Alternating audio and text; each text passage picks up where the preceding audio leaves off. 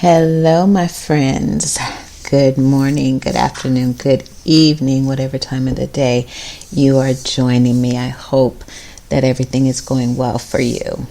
My name is Asha Zalika, and this is Unapologetically Free Authenticity the Hard Way. And if you are joining me for the first time, I want to say hello. And I want to thank you from the bottom of my heart for taking the time to check this podcast out. And I hope that it is enlightening and encouraging and informative for you. And if you have been here before, thank you for coming back. I really, really am honored by your presence. And I don't take your time lightly. So I want to make sure that everything that I say is worth your time. Today I want to talk about core beliefs and paradigm shifting as a step to becoming our authentic selves. Uncovering our authentic selves, getting to the root of what it is that is keeping us from reaching that higher version of ourselves. So I actually did take some notes this morning. So let's begin with core beliefs. Core beliefs are, how should we put it? They are the essence of how we see ourselves, how we see other people, how we see the world, and then ultimately how we see our future. They're strong beliefs that we hold consistently over a period of time, and they then become ingrained within our psyches, within our minds, and determine or kind of set the scope and the stage for how we see the world around us.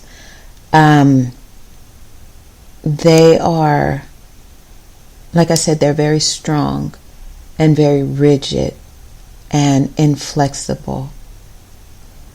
They begin, how do we have core beliefs? Where do they come from? For me, and this is what this podcast is about. It's about using experience, my experiences, and then the experience of my guests who will be coming, experiences to show how we get to our authentic self. So dealing with core beliefs, a core belief, I'm just going to use an example for myself because I can only use myself because it's my example. Anyway, as a little girl, my mother always went to the beauty shop in Hinckley, California. It's down the road from Barstow. And I would sit there and I would watch, little girls sitting there watching the older ladies get their hair done, and first time I ever saw a woman get her eyebrows plucked, and I thought this was just, it was beautiful to see these women in there laughing. And it was one of those, I believe it was Thursday nights, were very wholesome for me, I guess you could say, because rarely did I get to see my mother smiling and laughing. My mother was very introverted, and she went to work, she came home, watched her soap operas, drank at night, and then passed out. She did not go out. Very few times when I was little, I would go with her to her friend's house, one of her friend's house. Then as I got older and the situation with her and my father got worse, she began to become more of a recluse, and she stayed at home. So going to the beauty shop with her and sitting there watching her smile and laugh and engage with these other women just made me feel so good. When my mother smiled, her little chubby cheeks would go up and her eyes would light up, and it was a beautiful, those snapshots, I guess you could say, were very beautiful for me. And so one evening I was just sitting there, and I remember just smiling and smiling and smiling, and the lady, her name was Miss Boatwright. She looked at me as before we were leaving, and she said, "Little Usher, come here." And so I went to her, and she was looking at my face, and the expression on her face was a look of sorrow. And it wasn't a pleasant, I didn't get a pleasant feeling from the way she was looking at me. And she said, "Honey, you have such a high forehead. You should wear your hair down. You should wear bangs to hide your high forehead. You would look so much better." And that moment when she said hide my forehead and that I would look so much better hiding my forehead with the look of, I can't say dislike, but unapproval, like she did not approve. This is a woman that I held in high regard, looking down at me and more or less saying to my little self, I think maybe 5, 6 years old, no more than 7, saying to me, "You would look better like this." And I interpreted that as I don't look okay the way I look now. Being a little impressionable girl like that, I internalized the words that she said, is that I'm not enough. The way I look is not okay. And so I always focused on my forehead. Like, I felt like Megamind, big old head. And then as I got older, people always would say I had a big forehead. I mean, it was just like she laid, so here we go with the core beliefs. She laid the foundation for me believing that I was not pretty, that I was not enough, that I had to do something to alter my appearance for me to look better. So my mother started, when she allowed me to wear my hair down, came out the pigtails and everything. That core belief was in me, and it grew with me. So when I was able to do my own hair, of course, I started wearing bangs, and I made sure that my forehead was covered. When I got a curl, I made sure that my curls were right over my forehead. So that's a kind of like that was the foundation. Actually, that was the foundation upon the foundation that my father had instilled in me, that I wasn't enough because I was not born a boy. My father wanted a son, and he made no bones, held no restriction about letting that be known. He had wanted a son. I was a disappointment because I was not a boy. Then on top of that, I had what they called a perch mouth, meaning I had an overbite. So I sucked my thumb in the womb, and as I grew older, I had a severe overbite, and my father hated that. It was so ugly to him, and he would let me know. And he hated the fact that I sucked my thumb because in his mind it gave me the big teeth and the big lips. So here we have, I'm a female. That's not enough for this man who is my father. I had an overbite, which was unsightly. I had a high forehead, and I was dark. I'm darker than my mother, shade and a half darker than my mother. My mother was Cherokee and French. She had a reddish tone to her skin, and So, of course, I was much darker than her and only like a shade and a half darker than my father. But my mother would walk around and call me darky.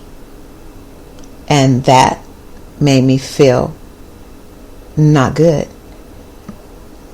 So here we have, and all of this as a little girl was very hard on me. I was a young girl, not liking how I looked. And everywhere I went, or almost every person that was a major component in my life had something derogatory to say about my appearance. My aunt, my mother's sister, who lived in New York, whenever I would see her, she would always talk about how cute I was, how beautiful I was, but she was far removed, and the times that I saw her were once a year. So those things began to shape and became my core belief of who I was as a child. And then growing up, and of course going through adolescence and puberty, I had tremendous acne. My mother had to send me to New York to see a specialist to handle the acne. It was horrible. And then I had the overbite, and this was before I got my braces and got my teeth fixed. So, of course, when you get into elementary school, children are very mean and very cruel. So I was bullied a lot. I was called crater face, brace face, big head, and the list goes on and on. Blackie. It was traumatic. But the core beliefs of not being pretty, not being good enough, being too dark, high forehead, really became my belief system for myself. And it set a paradigm, and a paradigm is like a pattern of thinking that grew as I grew. And the more insult and the more talked about I was, the stronger that pattern of believing came, and the deeper and more rigid the core beliefs were within me. As I grew older, when I got my braces, 2 years of braces, 2 years of the ugly headgear, which just made matters worse.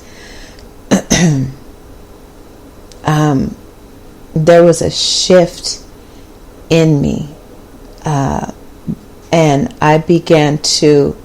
I remember vaguely when I began to stop thinking of myself so harshly, as when I was like 9 years old, and I started doing aerobics in the living room with what's that guy's name?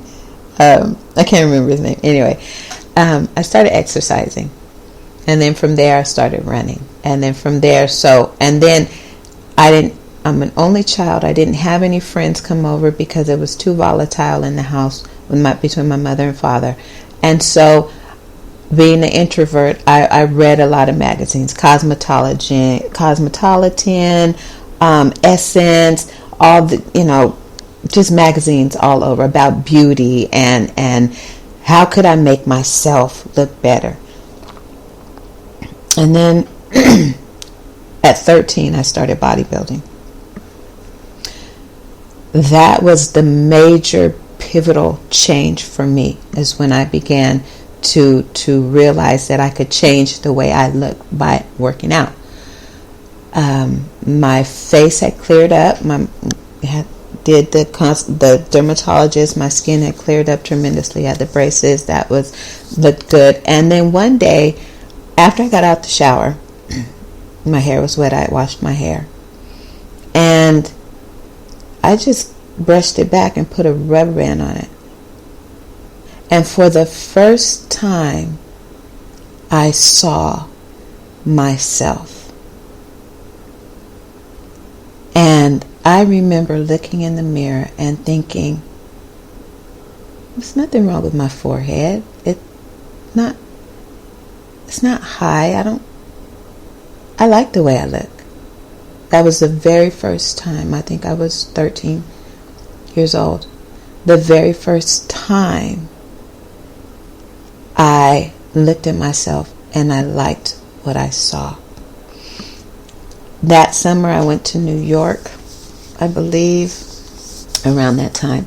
And although, I wore my hair back that one time, but I didn't leave the house without my bangs. I still wore the bangs, but it was the first time I'd seen myself through my own eyes and not through the eyes of the core beliefs that were growing inside of me, if that makes sense.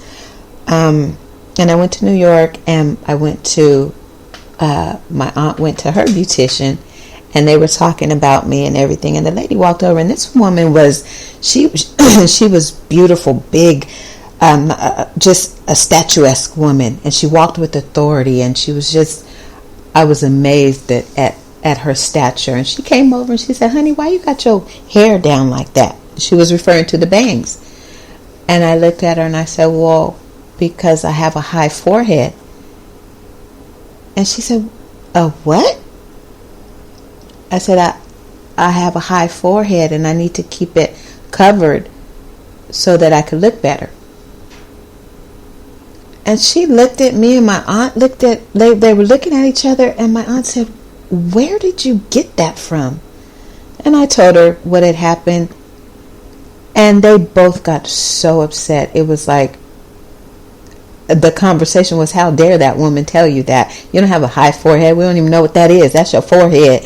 And you are a beautiful young lady. And you need to show yourself." You pull that hair back. And she did some stuff with my hair and kind of foofed it up. Did some crazy stuff. And I looked at myself in the mirror. And she said, "Baby, you don't have a high forehead. You have a beautifully shaped face. And you need to stop hiding it." And I began to cry, and my aunt began to cry. And from then on, I started experimenting and doing different things with my hair and showing my face. And I remember one day I went to school, I had my hair pulled back, and one of my friends came up, she said, "Man, Asha, you look good. Like, you should wear your hair like that more often. We don't get to see your full face." So in that moment, I had a paradigm shift. So a paradigm shift is when there is an important change that happens with the usual way of thinking about something or a way of doing something, and it's replaced by a new and different way. So it's just a change in the pattern of thinking, which then of course becomes a change in the behavior regarding that thinking. And it was a major paradigm shift for me, which continued to evolve as I've gotten older, and a whole bunch of experiences. But the point is, when we're dealing with our authentic selves, is that the only way, so that pivotal moment when that lady looked at me and said, "No, you need to show your face because it's beautiful," that was an evolutionary moment for me. And that began the crumbling of the core beliefs that I had within me. So then the next step after that was that I had to then create new beliefs about myself based on who I believed, or based on how I believe I look. And this has been a lifetime experience. I've had to change my core beliefs about my skin tone, about being dark skinned. Now, before Tyrese came out singing with the Coca-Cola on the bus, like, dark skin was not in, especially in I was made fun of a lot. And so then there goes that core belief was just being cemented in me. And like, I'm ugly because I'm black. I'm black. I was not brown. People said I was black. And it took me into my late 30s, early 40s, when I made peace with my skin tone. But it was a India Irie, brown skin. that CD that she came out with at that time really helped me to smash that core belief about being dark skinned, and having to replace my mother's voice in my head calling me darky with my own voice saying I'm beautifully tanned. I'm black and I'm beautiful, and I love it. It took me years to do that.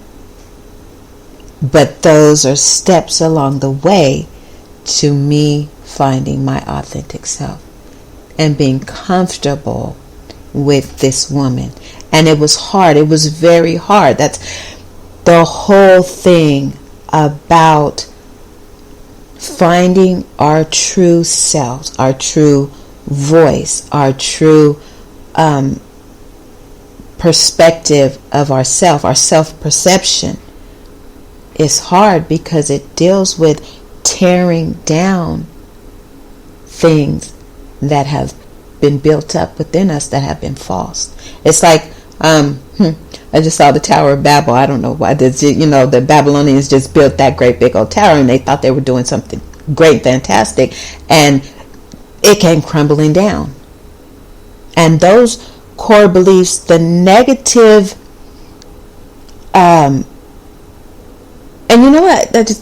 A lot of people say things and they have good intentions. Like Miss Boatwright had good intentions. I mean, she really wasn't trying to hurt this little girl's feelings, but from her perspective in her life and where she'd been, my forehead was a problem.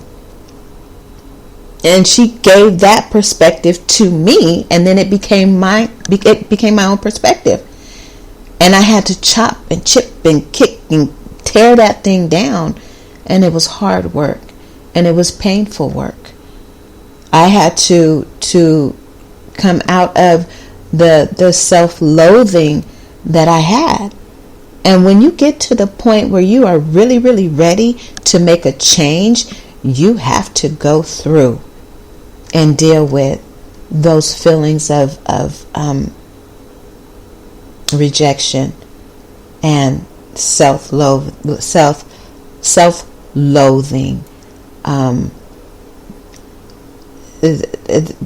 The description, all the names, so much that clouds our vision. And it's not easy. I'm talking about diligent work. It's a everyday type of thing. Like, you can't, it's like losing weight. Choose that. If you want to lose weight, this is a moment by moment structured plan to lose weight. And you cannot do good on Tuesday and be happy you did good on Tuesday, and then Wednesday go out and do the opposite and think you're going to make gains doing that on a regular basis. So in order to step into who we truly are, we have to step back into who we currently are and begin chipping away at those false negative core beliefs and making peace with the fact that they're not true. They are not true. You are not those things that people said. They're looking through their scope. You clear all of those core beliefs away and then replace them with your own truth. And then begin building upon your own truths.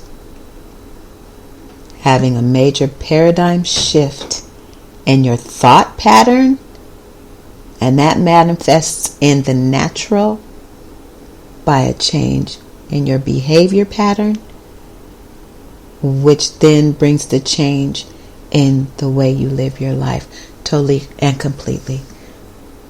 And then you're walking, standing tall instead of hunched over, hiding who you are. And that's the road to authenticity. And that's why, if you go back to one of my earlier episodes, and I said that has nothing to do, well, it does in a sense have something to do with transformation, transforming into your authentic self. But I don't like transforming, because then you can go back to that when you were before. The hard way of doing this is, let's say the core beliefs are a boat or a ship, and you're trying to get to your authentic self that's on the shore. And in this boat, there's all these core beliefs and all these negative things that you have been carrying around, and it's preventing you from being able to row this boat to shore. Get out the boat and swim for it. Burn the boat. Give yourself no way to go back to who you were before, and come hell or high water, you figure out how to get to shore so you can get to who you really are. There's no other way to become the best version of yourself possible than to kill, destroy, whatever you want to call it, all of the negativity that you have been living with all this time. And that also entails, people. If you really want to make change in your life, and you really want to change who you are, not transform yourself, but you want change, authentic life, self change, you're going to have to cut some people off. It's necessary. It's like you clean house. You clean your house, and you got a dog, and that dog been outside playing in the mud. You'd have mopped the floors, vacuumed, and done all these things. You would be a fool to open the door and let that dirty dog come in with his muddy self and trample all over your clean house. And that's the same thing on this journey to your authentic self. Do not clean up yourself on the inside and get rid of the negative self-talk and the negative emotion that you have towards yourself, and then be surrounded by people who only talk negatively, who only believe negative stuff. It's just going to fill you up with negativity and stuff that you don't need. Period. If you want long-lasting change in your life, you're going to have to do a complete overhaul of your life and get rid of the things that are keeping you stuck in your unauthentic place. There, I said it.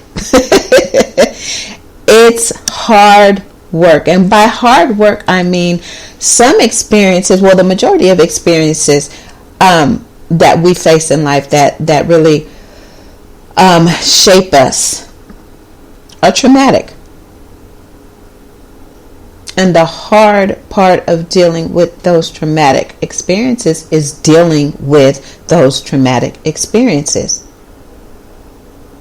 Dealing with them, not medicating them, not making friends with them and then living your life holding hands with the trauma.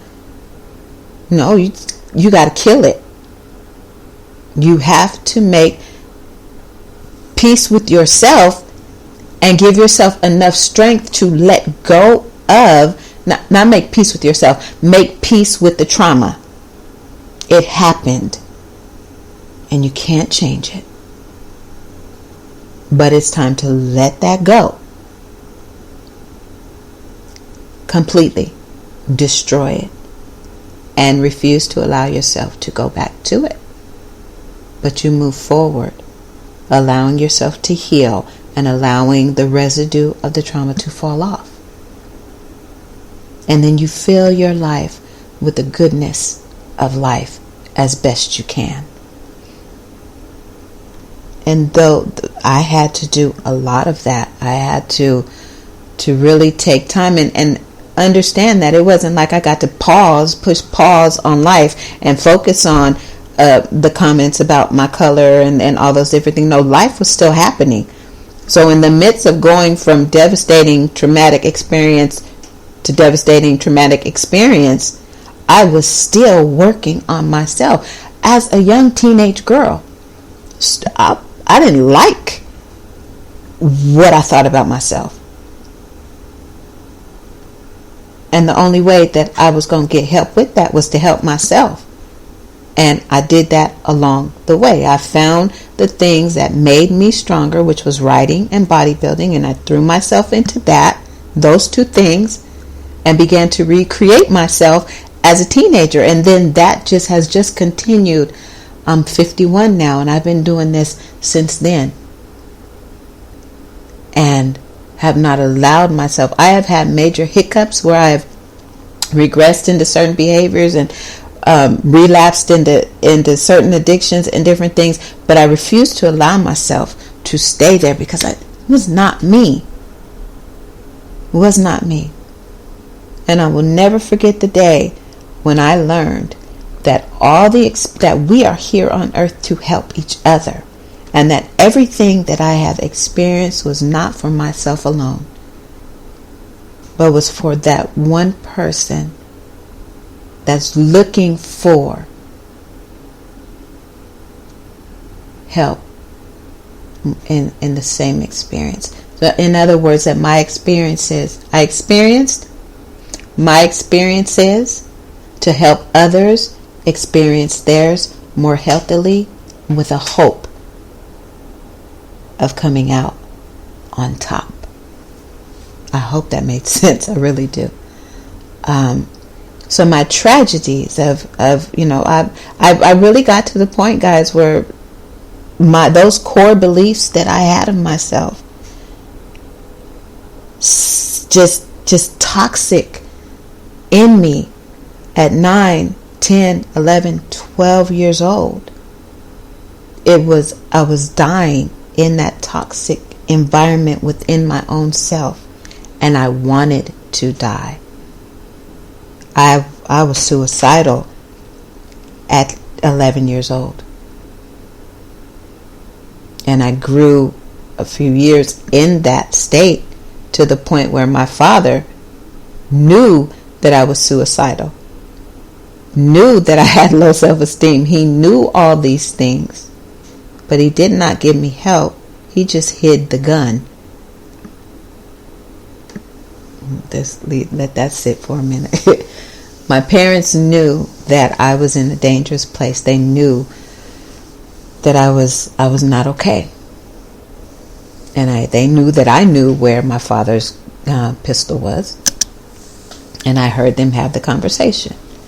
My father said, I know Asha's something's going on in her head. She ain't right. Something's going to happen. I'm just going to hide this. And he hid the gun. And that hurt, to say the least. Like, I need help, and you're not doing anything to help me. You're just making it worse. And so I turned inward, and I said, no, I want to be different. I want to be better. And I began to really put in work at that age to become someone other than what had been created for me then. So, let's talk about you now. Can you identify your core beliefs? Can you identify the triggers that that feed those core beliefs? Can you see your paradigm of your way of thinking based on those core beliefs that now have you in a state where you do not care so much for yourself? I encourage you to sit with yourself. And you may only be able to do it for a minute or two to begin with. But I encourage you just to take some time and go back over your life and see if you can identify the core beliefs that have gotten you to this point. And if you are unhappy with where you are, challenge those core beliefs. Challenge them. Find the truth in them if there's any truth in them. Hold on to the truth of them and get rid of all the excess, and then build upon that truth. You can do it. I did it. I'm still doing it.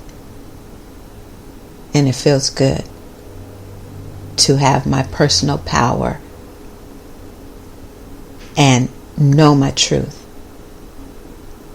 Find your personal power. You have it. It's within you. It's not on the outside of you. You are not going to find your personal power outside of you. It's within you. Grab a hold of that power and begin like a sword, and begin chopping down the roots and the not the roots, what are those things called? The weeds that the core beliefs have sprouted in the soil of your soul. Uproot those weeds and begin planting seeds of truth, seeds of love, seeds of self-respect, honor, adoration for who you are, your truth. And then water it daily with affirmations of, yes, I am beautiful. Yes, I am strong. Yes, I am capable. Yes, I am worthy. Yes, I am that. All I am. I'm dark skinned and I love me. I got full lips and I love my lips.